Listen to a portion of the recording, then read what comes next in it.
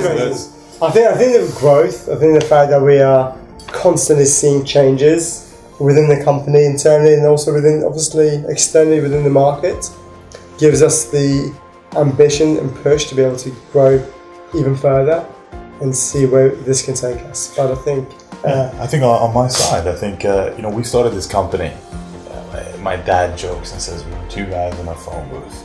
And we were for a number of years with myself and Tomer. We were working, we were building, and to now reach the point where we have 24 amazing, interesting, and dynamic people working for us, and that excites me so much.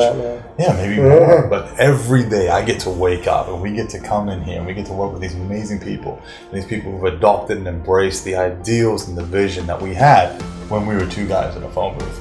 And to have all of these people working together to bring this wonderful company to fruition is so exciting and so motivating that, if anything, I have difficulty getting to sleep at night, let alone getting up and out of bed in the morning.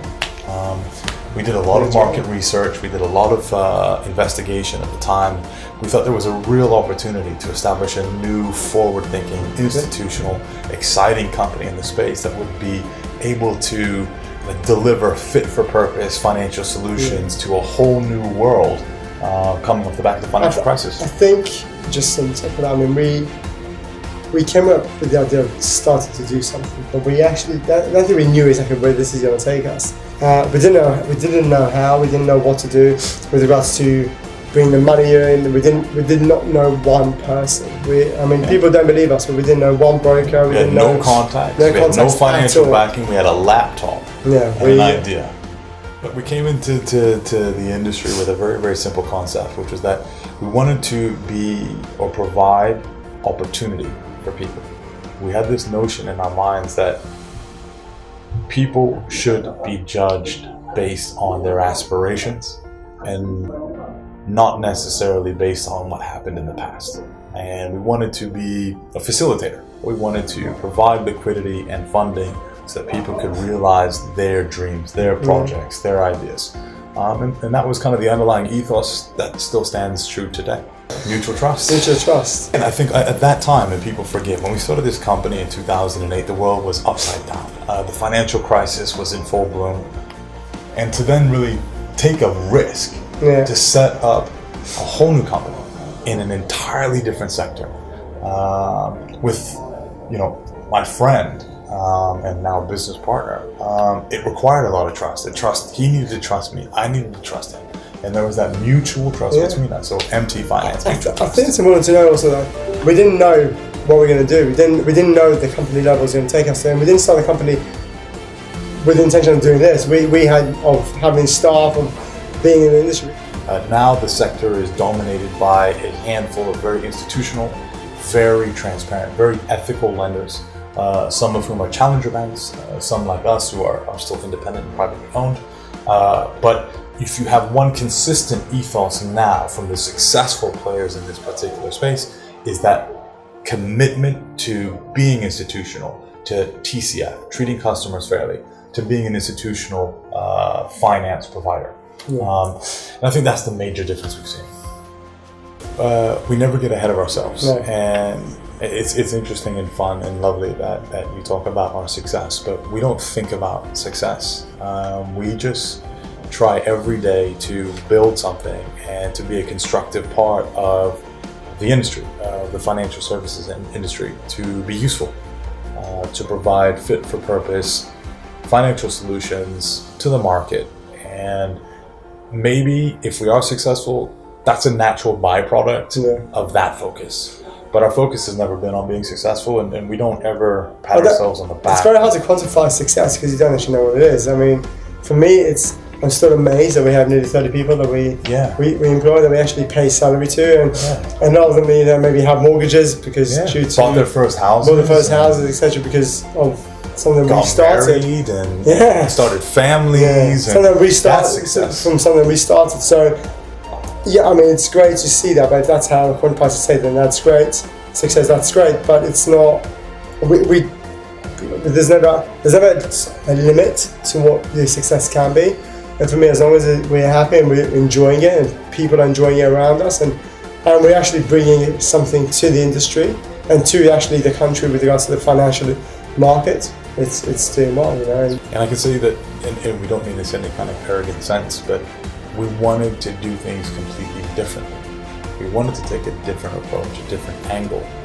We didn't want to adopt the same principles and approach that people had historically adopted in the financial services industry. So in that respect, there wasn't much of a learning curve in terms of how do you underwrite, or how do you do what we do today. I'm a lawyer by background. Tomer was always, and still to this day, is the person in this business that has that fundamental appreciation, understanding of bricks and mortar.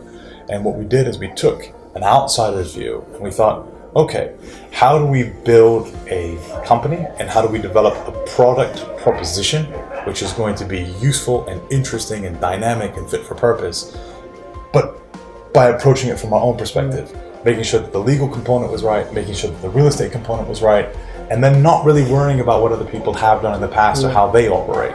And I think for us, the learning curve is constant because you have to stay relevant within the market. You have to stay relevant within what people are telling you is needed.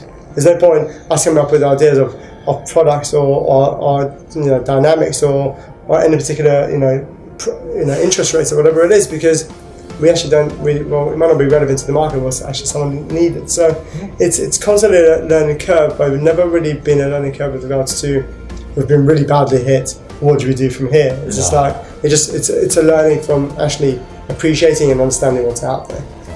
I think we've, as Joshua was saying, I think we've championed massively the service part of the industry.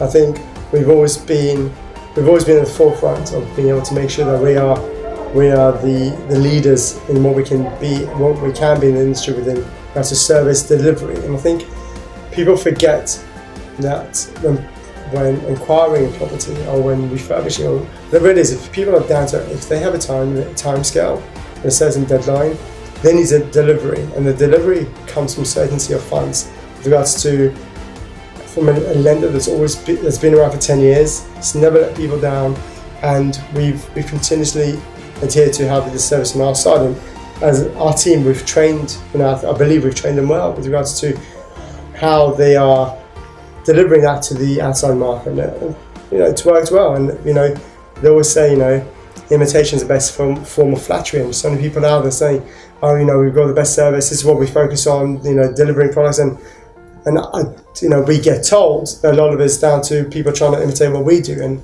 hopefully that's right, and we just have to make sure it's a constant battle to improve that all the time and make sure it remains the best. I would say that building relationships still really runs to the very core and the heart of everything that we do and everything we stand for. The financial services industry is a relatively small industry. And I can fall back on the old adage that it takes years to build a relationship and seconds to lose one. We focused on building relationships which are premised around trust and us having performed time and time again. So that the reality is that if you're a broker, if you're an IFA, if you're an introducer, and you have a client that needs a bridging finance loan, the single largest consideration is that you're going to be bringing your client to someone that you trust, someone who's going to be treating your client in the right fashion, and someone who's going to perform. And because we've focused on building relationships over the last decade, and those really kind of fundamental relationships, it means that time and time again, people come to us because they know we're going to do all of those things. I think we've had so many interesting and notable experiences in the last 10 years. You can imagine it's been an adventure. It's been a ride. Funny ones, sad ones, disappointing ones. I think winning the Business Money Facts Award for Best Service for the first time really sticks out in our mind, or at least in my mind, as a really significant moment. It was really a very proud moment for us, having built this company up from a nothing position to be recognized by such an exceptional institution as Money Facts. What emotions come to mind when we think? I think there's been a lot of exciting times, joy. I mean, there's been loads of happy occasions. Not really been too many downs, mate. I mean, the downs is because we set ourselves as goals and targets, but it's all relative. So. It's been happy times, man. It's been honestly been really good times. I've enjoyed it. As we look back on 10 years, and it might sound a little bit cliche or a little cheesy, but I feel genuinely lucky to have spent the last 10 years working with my best friend, with amazing people, and having been successful with it. And I guess the principal emotion that I feel looking back is just gratitude that I've been blessed enough to have this opportunity, and that's it. And please, long may it continue. It's just as I said before, we've also got good people around us. So over the course of the next 10 years, we're just really focused on continuing to do what we've done for the first 10 years of this business, which is to continue to grow a very sustainable, positive company, which is relevant to the financial services community, relevant to the borrowers with whom we work, relevant to the brokers with whom we work, and just to continue to develop and support our family, which is growing every day, 30 plus, and keep doing the simple things right. And the rest just takes care of itself.